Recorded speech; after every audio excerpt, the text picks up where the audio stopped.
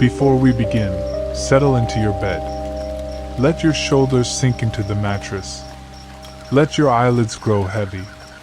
This is a story meant not to alarm you, but to carry you, slowly, gently, into the quiet streets of old Kyoto, and from there, into sleep itself. There is no need to remember every detail. There is no need to follow every thread. Simply listen and drift, and let the words wash over you like the soft glow of a paper lantern in the night. Whenever you feel yourself slipping away, let go. Sleep is the destination. The story is only the road. Kyoto, in the late autumn of the year, was a city that seemed to hold its breath.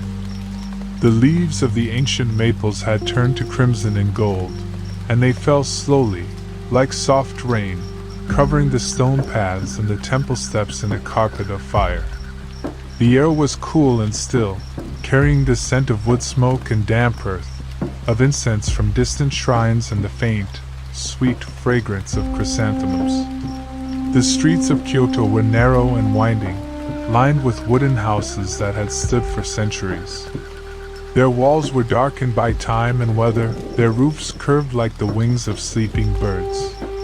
Paper lanterns glowed at every corner, their lights soft and golden, filtering through the mist like distant stars. Somewhere in the heart of the city, in a small alley near the temple of Teji, there was a workshop. It was not a grand workshop, not the kind that attracted the attention of nobles or merchants seeking fine crafts. It was a modest room, its windows looking out over a small garden, its walls lined with shelves of bamboo strips and sheets of rice paper. Inside, the air smelled of wood and paper and the particular, faintly sweet scent of glue made from rice. A large wooden table stood in the center, its surface worn smooth by years of use. And at that table, bent over a half-finished lantern, sat an old man. His name was Master Kenji, and he had been making lanterns for more than 40 years. Master Kenji's hands were not the hands of a young man. They were thin and veined, the skin stretched tight over prominent bones, the fingers slightly crooked from years of bending bamboo and folding paper. But they were hands that knew light, hands that had shaped countless lanterns, hands that had brought warmth to countless homes, hands that had turned simple materials into something that held the darkness at bay. He did not think of his work as extraordinary. To him, it was simply what he did, the careful, patient work of creating something that would carry light into the world. On this particular evening, Master Kenji was not working on a new lantern. He was not repairing an old one. He was simply sitting at his table, his hands resting on the worn surface, his eyes half closed, watching the soft glow of a single lantern that hung above his workbench. It was a small lantern, modest and unassuming. Its paper had yellowed with age, and its bamboo frame had been handled so many times that its edges were smooth and polished. It had been made by his wife many years ago, and it had never stopped glowing. He did not know how long he sat there, watching the light flicker and dance. He did not know how many hours had passed since he had first sat down. He only knew that the light was still there, steady and warm, a small, constant presence in the quiet room. The making of a lantern was not a simple thing. It required patience, precision, a willingness to work slowly and carefully, to let the materials guide the hands rather than forcing them to obey. The bamboo had to be split just so, the strips cut to exactly the right length, the joints sanded smooth. The paper had to be handled with care, its edges aligned perfectly, its surface smooth and unblemished. The glue had to be mixed just right, not too thick, not too thin, and applied with a light touch that came only from years of practice. Master Kenji had learned these things over a lifetime. He had made mistakes, and he had learned from them. He had ruined lanterns and started again. He had learned that the best work was not the work that was done quickly, but the work that was done with patience, with attention, with love. He thought about this as he sat at his table, his hands resting on the worn surface, watching the soft glow of the lantern above him. He thought about all the lanterns he had made over the years, all the hands that had held them, all the homes they had illuminated. He thought about how strange it was that something so simple, a few strips of bamboo, a sheet of paper, a small flame, could hold so much meaning. But it did. It always had. A soft knock at the workshop door broke Master Kenji's reverie. He did not rise immediately. He was too old to rush, too accustomed to the slow rhythms of his days to be startled by a visitor. He simply waited a moment, listening, and then called out, "Come in." The door opened slowly, and a young woman stepped inside. Her name was Yuki, and she had come to Kyoto from a small village in the mountains. She had heard of Master Kenji's lanterns, and she wanted to learn the craft. She had no money, no connections, no particular reason for being there except a quiet, stubborn hope that he would teach her. Master Kenji looked at her for a long moment. He saw the determination in her eyes, the hunger to learn, the quiet patience that seemed to radiate from her like the soft glow of a lantern. "Why do you want to learn this craft?" he asked. "Because I believe that light matters," she said. "Because I believe that the world needs more gentle light, more warmth, more beauty. I believe that a lantern is not just a thing. It is a promise." Master Kenji was silent for a long moment. Then he nodded slowly. "You are right," he said. "A lantern is a promise. Come back tomorrow, and we will begin." The next morning, Yuki arrived at the workshop before the sun had fully risen. Master Kenji was already at his table, a bundle of bamboo strips laid out before him, a pot of glue ready at his side. "Sit," he said, gesturing to the stool across from him. "Today, you will learn to split the bamboo." Yuki sat, her hands trembling slightly with anticipation. She watched as Master Kenji picked up a strip of bamboo and split it carefully, his hands moving with the slow, deliberate precision of long practice. "Feel the bamboo," he said, handing her a strip.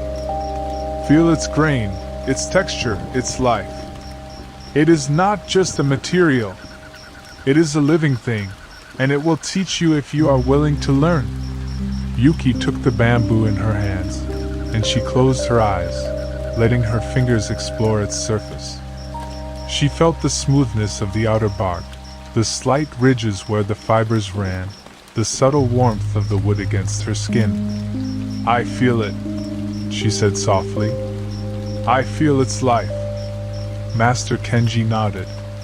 "Good. That is the first lesson." Splitting bamboo was not as easy as it looked. Yuki struggled at first, her hands too stiff, her movements too quick. She broke several strips before she managed to split one cleanly. She felt a small, quiet frustration rising in her chest. Master Kenji watched her without comment. He did not correct her, did not offer advice, did not tell her what she was doing wrong. He simply watched, patient and still. After a long silence, he spoke. "The bamboo is teaching you," he said. "Are you listening?" Yuki paused. She had been so focused on getting it right that she had forgotten to pay attention. She closed her eyes, took a slow breath, and let her hands relax. When she opened her eyes, she picked up another strip of bamboo and began again. This time, her movements were slower, more deliberate. She felt the grain of the wood, the way it wanted to split, and she followed its lead. The strip split cleanly. "Good," Master Kenji said. "You are learning."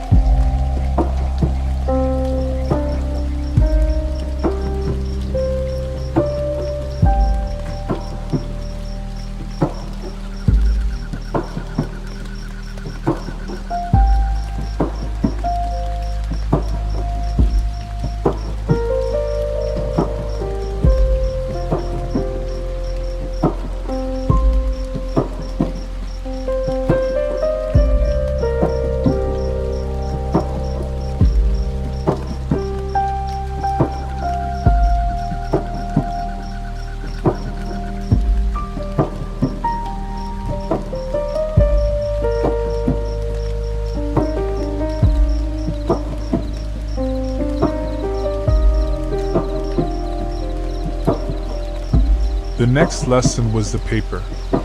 Master Kenji showed Yuki how to handle the rice paper, how to hold it with clean, dry hands, how to smooth it without tearing it. Paper is alive, he said. It breathes. It expands and contracts with the humidity, it absorbs the light, it changes over time. A lantern is not made from dead materials. It is made from living ones.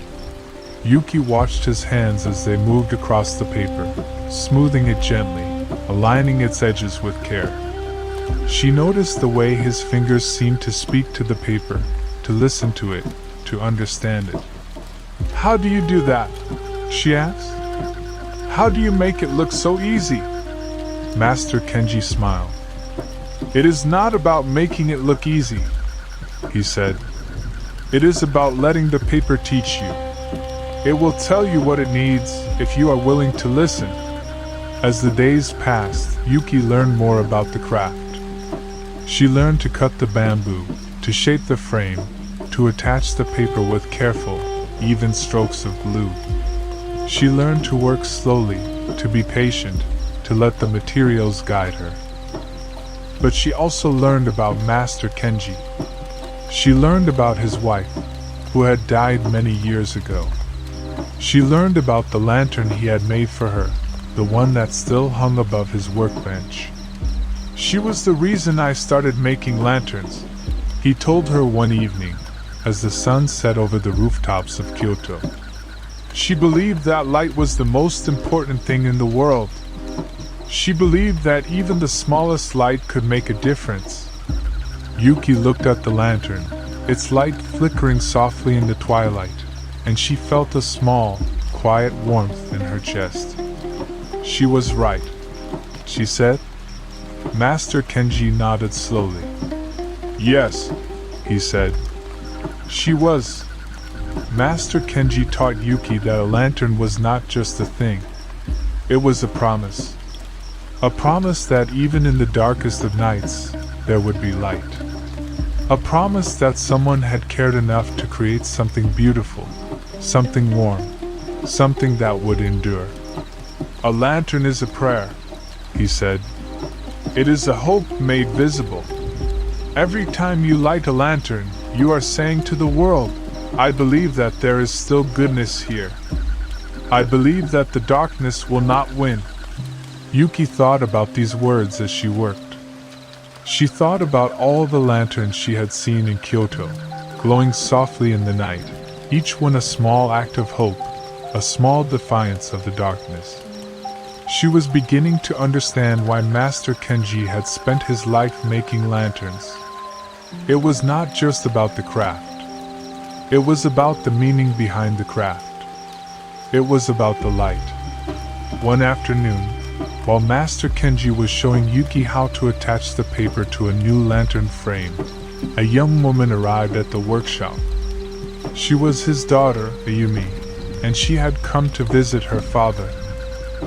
Ayumi was not a lantern maker. She had chosen a different path, a life of her own, a life that had taken her away from the workshop and into the wider world. But she had not forgotten her father's craft. She still felt a deep, quiet connection to the lanterns he made. "Father," she said, embracing him warmly, "I have come to see you." Master Kenji smiled, a slow, tired smile that reached his eyes. "It is good to see you, Ayumi. Sit down. Stay a while." They spent the afternoon together, talking and laughing, sharing stories of the years that had passed. Yuki watched them, and she felt a small, quiet warmth in her heart. She could see the love between them, the bond that had endured despite the years.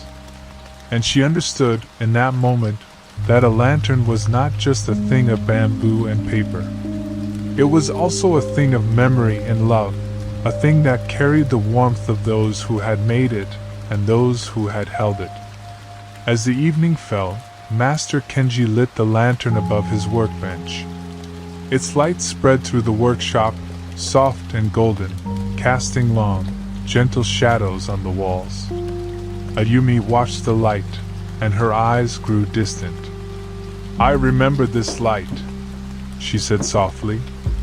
"I remember sitting here as a child, watching you work, watching the light dance on the walls.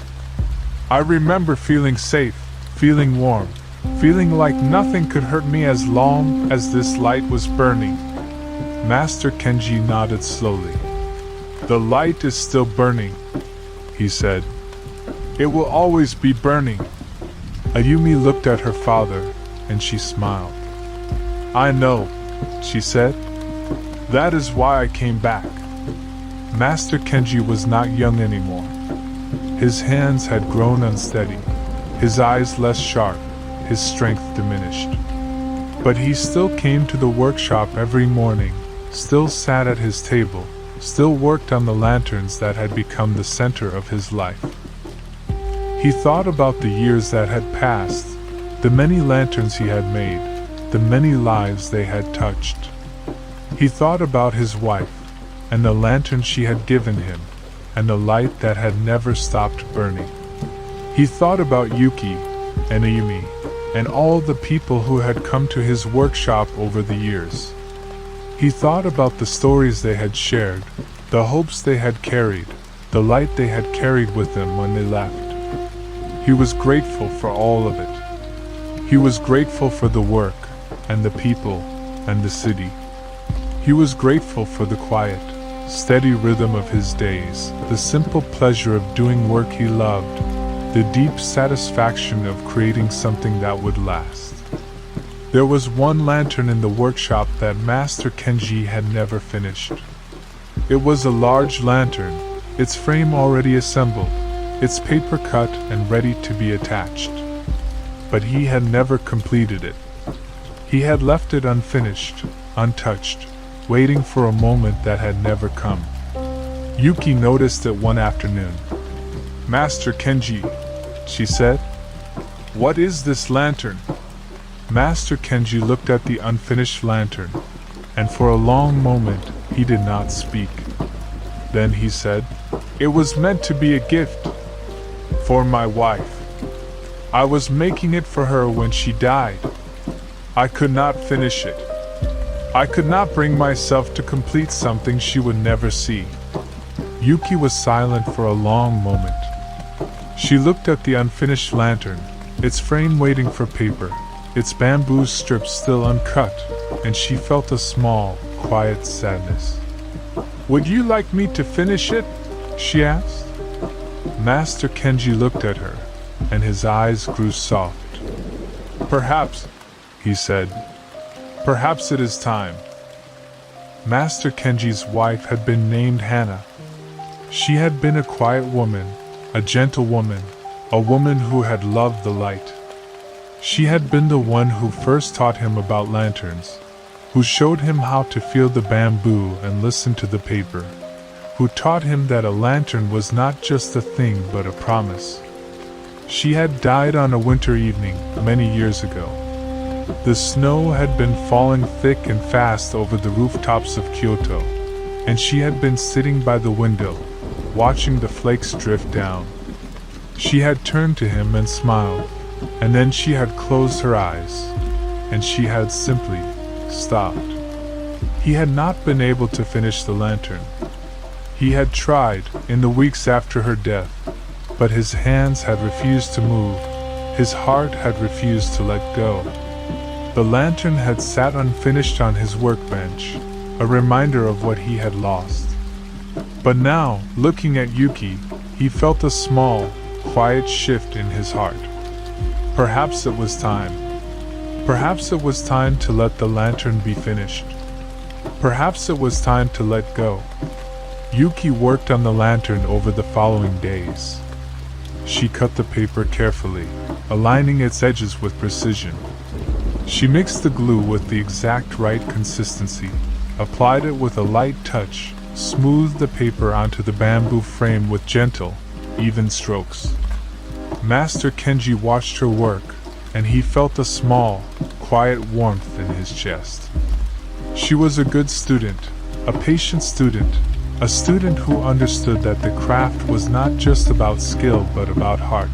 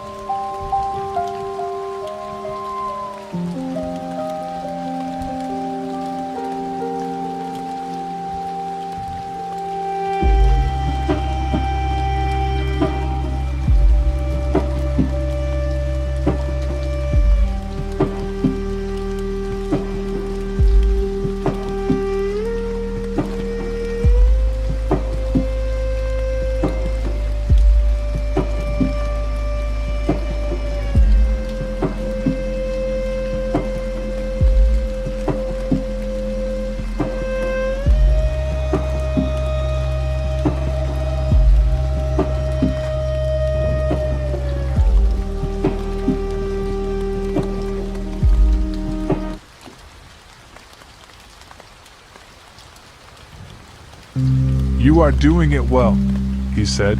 You are learning to listen to the paper. Yuki looked up, a small smile on her face. I am learning to listen, she said. I am learning to be patient. She continued her work, and as the paper was attached and the glue dried, the lantern began to take shape. It was a beautiful lantern, its paper smooth and white, its bamboo frame strong and elegant. It was the kind of lantern that would hold light well. It is finished, she said, when the last piece of paper was in place. Master Kenji looked at the lantern, and he felt a deep, quiet peace settle over him. It was not the peace of forgetting, but the peace of acceptance.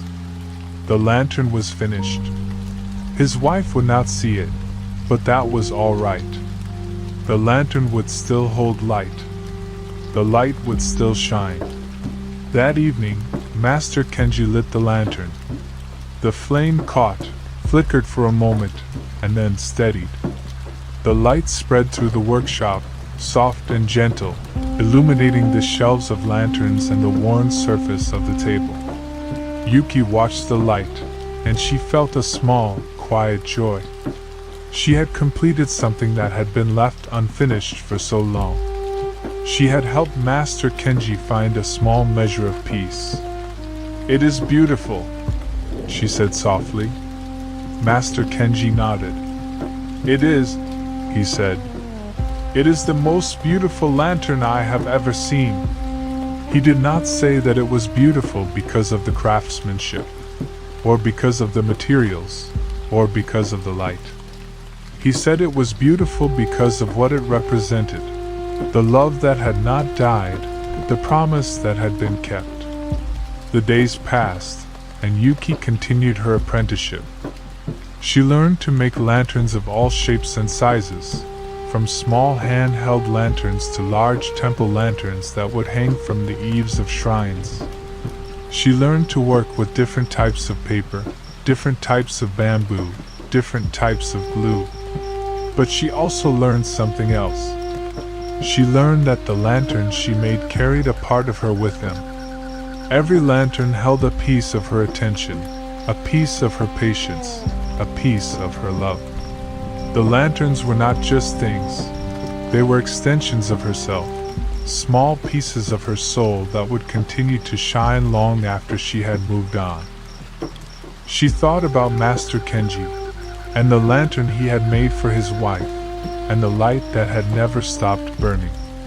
She thought about all the lanterns he had made over the years, all the lives they had touched, all the darkness they had held at bay.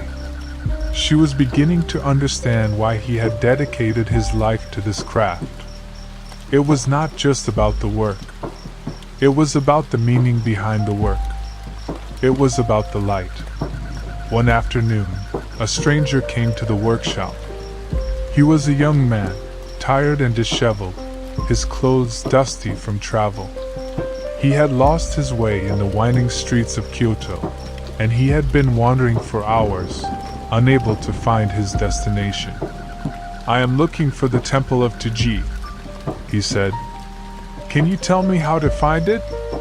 Master Kenji studied the young man for a moment. He looked lost, not just in the city, but in his heart. There was something in his eyes that suggested a deeper kind of wandering. "The temple is not far," Master Kenji said. "But it is late, and the streets are dark. Stay here tonight. Rest. In the morning, I will take you there." The young man hesitated, but then he nodded, grateful for the offer of warmth and shelter. That evening, the young man sat by the small stove in the workshop, his hands wrapped around a cup of tea. Yuki and Master Kenji sat with him, and they talked softly about the city and the temple and the winding streets that could confuse even the most experienced traveler. "I have been traveling for many months," the young man said. "I have been searching for something, but I do not know what it is. I thought I would find it in Kyoto, but now I am not so sure." Master Kenji nodded slowly. "Sometimes we do not know what we are looking for," he said. "Sometimes we must wander until we find it, even if we do not recognize it when we do." The young man was silent for a long moment, and then he said, "What did you find when you were wandering?" Master Kenji smiled, a slow, tired smile that reached his eyes. "I found the light," he said. "I found that even in the darkest of nights, there is something worth seeing, something worth holding on to. I found that a small light can guide you home, even when you do not know where home is." The next morning, Master Kenji took the young man to the temple of Taiji. They walked through the quiet streets of Kyoto, the morning light soft and golden, the air cool and clean. The temple stood at the end of a long path, its pagoda rising against the pale blue sky. The young man stopped and looked at it, and for a long moment he did not speak. "I have been looking for this," he said finally. "I did not know it, but I have been looking for this." Master Kenji nodded. "Then you have found it," he said. "That is all that matters." The young man thanked him, and he walked toward the temple, his steps steady now, his heart a little lighter. Master Kenji watched him go, and he felt a small, quiet satisfaction. He had helped someone find their way home. Master Kenji returned to his workshop, and he sat at his table, his hands resting on the worn surface, his eyes half closed. He thought about the young man, and the temple, and the long road that had brought him to Kyoto. He thought about all the people who had come to his workshop over the years, all the lost travelers who had found their way to his door. He thought about the lanterns he had made for them, the light he had given them. He was grateful for all of it. He was grateful for the work, and the people, and the city. He was grateful for the light, and the darkness, and the quiet, steady rhythm of his days. He was grateful for Hannah, and for the lantern she had given him, and for the light that had never stopped burning. Yuki continued her work, and she grew more skilled with each passing day. She could now make a lantern from start to finish without any guidance, and her lanterns were beautiful, their light soft and steady, their paper smooth and their bamboo strong. Master Kenji watched her work, and he felt a small, quiet pride. "You are ready," he said one afternoon. "You are ready to make lanterns on your own." Yuki looked up, her eyes bright with surprise. "Do you think so?" "I know so," he said. "You have learned everything I can teach you. The rest you will learn on your own, in your own time, in your own way." Yuki continued to work in the workshop, but she also began to make her own lanterns, lanterns that bore her own signature. She made small lanterns for travelers, and large lanterns for temples, and everything in between. She thought about Master Kenji often, and the lessons he had taught her, and the light he had shared with her. She carried those lessons with her, wherever she went, and she knew that they would guide her for the rest of her life. She thought about the lantern he had made for his wife, and the light that had never stopped burning. She thought about the young man who had found his way to the temple, and the small, quiet guidance that had helped him find his way. She was grateful for all of it. She was grateful for the craft, and the city, and the people she had met. She was grateful for the light, and the darkness, and the quiet, steady rhythm of her days. Master Kenji grew older, and his hands grew less steady, his eyes less sharp. But he continued to come to the workshop every morning. He continued to sit at his table, continued to work on the lanterns that had become the center of his life. He thought about the lantern he had made for his wife, the one that still hung above his workbench, its light steady and warm. He thought about all the lanterns he had made over the years, all the lives they had touched, all the darkness they had held at bay. He was grateful for all of it. He was grateful for the work, and the people, and the city.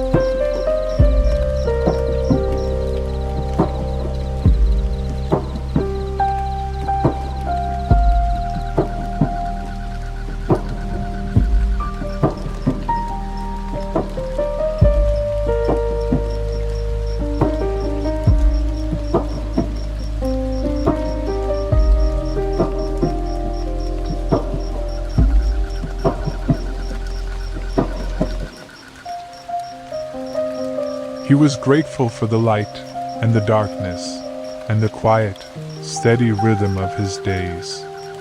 He was grateful for Hannah, and for the lantern she had given him, and for the light that had never stopped burning. One morning, Master Kenji did not wake up. He died in his sleep, peacefully, quietly, without pain nor fear.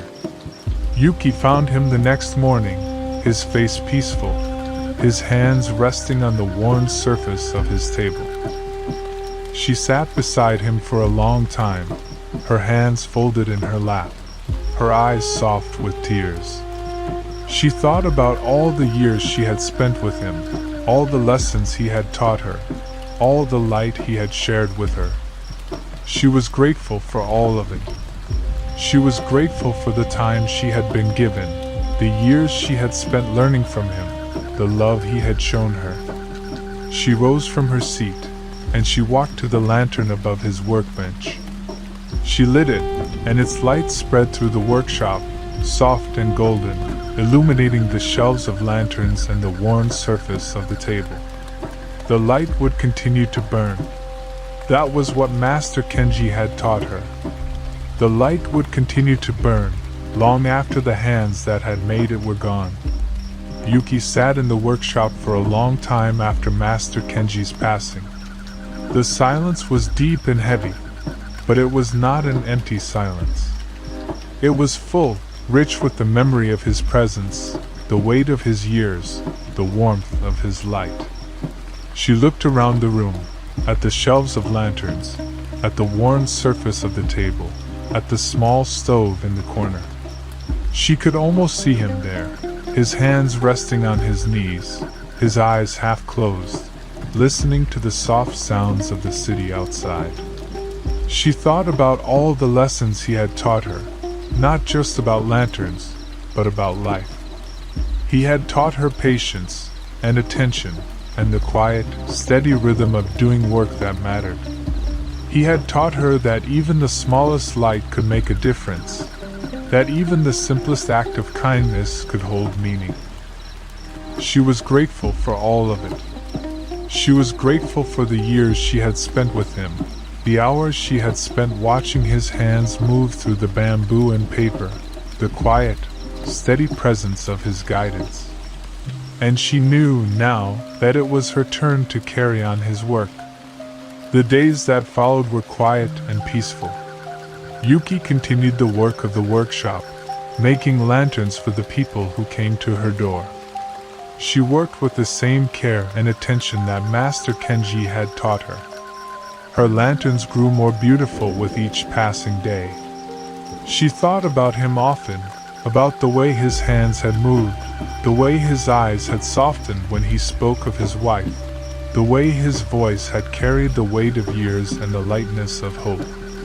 She remembered the day he had first shown her how to split bamboo. She remembered the way he had said, "Feel the bamboo. Feel its grain, its texture, its life. It is not just a material. It is a living thing. It will teach you if you are willing to learn." She had learned. She had learned to feel the bamboo, to listen to the paper, to understand that a lantern was not just a thing but a promise. And now, she was ready to share that promise with others. One afternoon, an old woman came to the workshop. She was small and bent, her face lined with age, her eyes bright with a quiet, gentle hope. She carried a small, worn lantern in her hands. "This lantern belonged to my mother," she said. She carried it with her everywhere.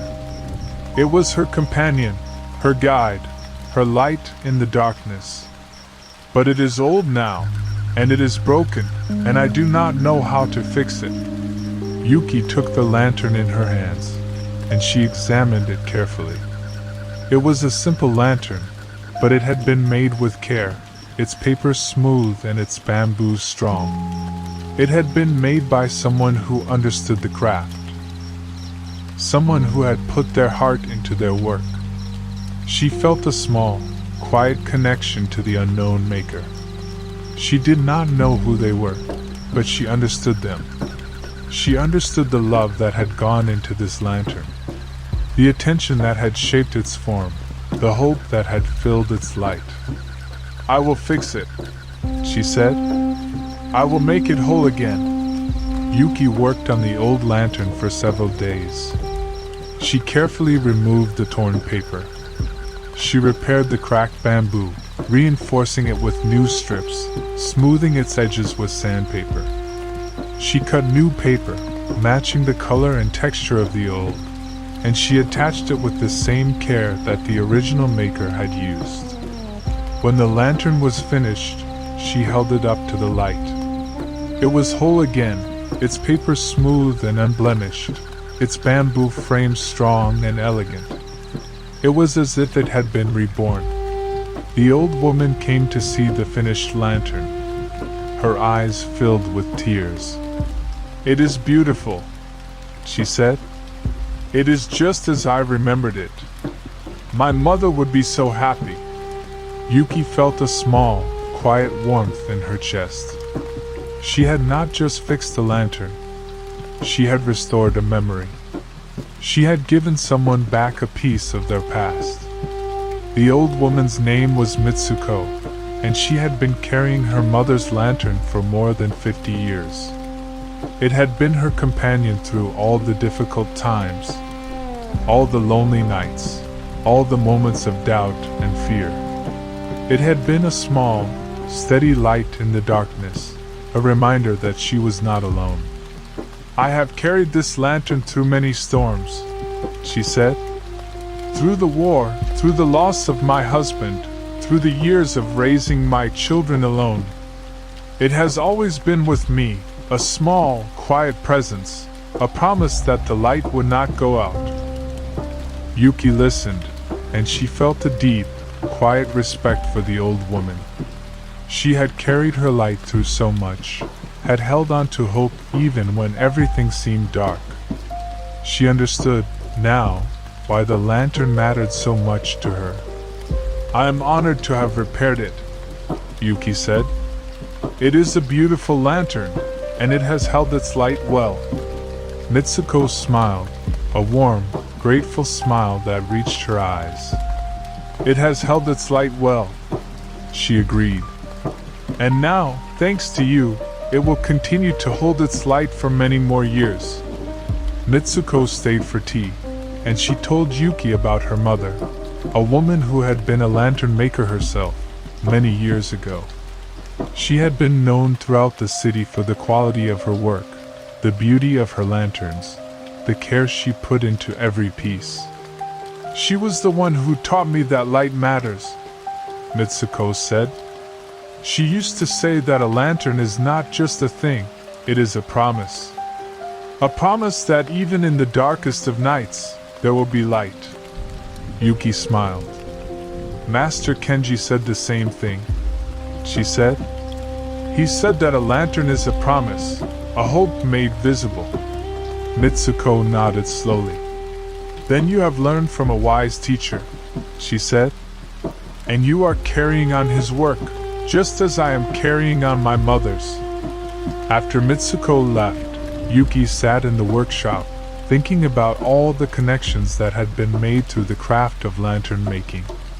She thought about Master Kenji and his wife, and the lantern that had never stopped burning. She thought about Mitsuko and her mother, and the lantern that had been carried through a lifetime. She thought about all the people who had come to this workshop over the years, all the stories they had shared, all the lanterns they had carried away with them. Each lantern was a small piece of light, a small act of hope, a small defiance of the darkness. She was grateful to be part of that long, slow story. She was grateful to have learned the craft, to have inherited the workshop, to have become a lantern maker in her own right. She picked up a piece of bamboo, and she began to work. The years passed, and Yuki became the master of the workshop. She continued to make lanterns, to teach apprentices, to carry on the craft that Master Kenji had taught her. Her lanterns were known throughout Kyoto for their beauty and their light.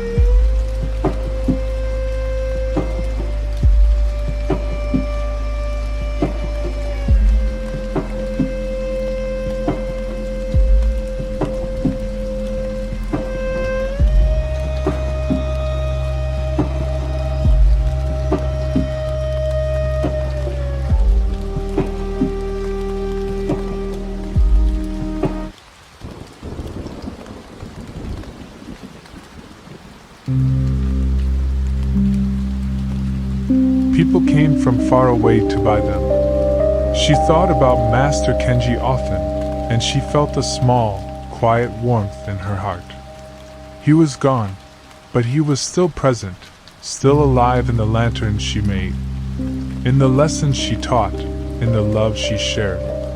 She had become the lantern maker she had always wanted to be, and she knew that Master Kenji would be proud of her. She had learned to see the world the way he had seen it, slowly, gently, with patience and wonder. She had learned to love the light the way he had loved it, deeply, quietly, unconditionally. She was grateful for all of it. She was grateful for the workshop, and the lanterns, and the city. She was grateful for the people who had come to her with their stories, and for the lanterns she had made for them. She was grateful for the quiet, steady rhythm of her days, the simple pleasure of doing work she loved. One evening, as the sun was setting over the rooftops of Kyoto, Yuki sat at the table in the workshop, a half-finished lantern before her. She thought about all the lanterns she had made over the years, all the hands that had held them, all the homes they had illuminated. She thought about the young woman she had been, the one who had arrived at Master Kenji's door with nothing but a quiet hope and a hunger to learn. She thought about the person she had become, a lantern maker, a keeper of light, a guide for those who had lost their way. She was grateful for all of it. She was grateful for the journey, and the lessons, and the people she had met along the way. She was grateful for the light, and the darkness, and the quiet, steady rhythm of her days. She picked up a strip of bamboo, feeling its smoothness, its warmth, its life. She began to split it, carefully, patiently, with the same attention that Master Kenji had taught her so many years ago. The work was the same. The light was the same. The promise was the same. A young apprentice arrived at the workshop one morning, her eyes bright with hope, her hands eager to learn. She had heard of Yuki's lanterns, and she wanted to learn the craft. She had no money, no connections, no particular reason for being there except a quiet, stubborn hope that Yuki would teach her. Yuki looked at the young woman, and she saw herself many years ago. She saw the same hunger, the same determination, the same quiet patience that had driven her to Master Kenji's door. "Why do you want to learn this craft?" she asked. "Because I believe that light matters," the young woman said. "Because I believe that the world needs more gentle light, more warmth, more beauty. I believe that a lantern is not just a thing. It is a promise." Yuki smiled, a slow, warm smile that reached her eyes. "Then you are in the right place," she said. "Come back tomorrow, and we will begin." The days passed, and Yuki taught the young apprentice everything she knew. She taught her to split the bamboo, to shape the frame, to attach the paper with careful, even strokes of glue. She taught her to be patient, to be present, to listen to the materials and let them guide her. And she taught her the deeper lessons, the lessons that Master Kenji had taught her, the lessons that went beyond the craft. She taught her that a lantern was not just a thing, but a promise. She taught her that even the smallest light could make a difference, that even the simplest act of kindness could hold meaning. The young apprentice learned quickly, her hands growing steady and sure. She made her first lantern. She held it up to the light, and she felt a small, quiet pride. "It is beautiful," she said. Yuki nodded. "It is," she said. "It is a good lantern. It will hold light well." If you are still listening, dear listener, you have likely reached the quiet edge of sleep. And that is exactly where this story wants you to be. There is nothing more to tell, nothing more to discover, nothing more to worry about. The lanterns of Kyoto continue to glow, soft and golden, through the narrow streets and the quiet temples. And somewhere, in a small workshop near the temple of Taiji, a lantern maker is still working, still creating, still keeping the light alive. There is no resolution, exactly, only the continuation of ordinary life.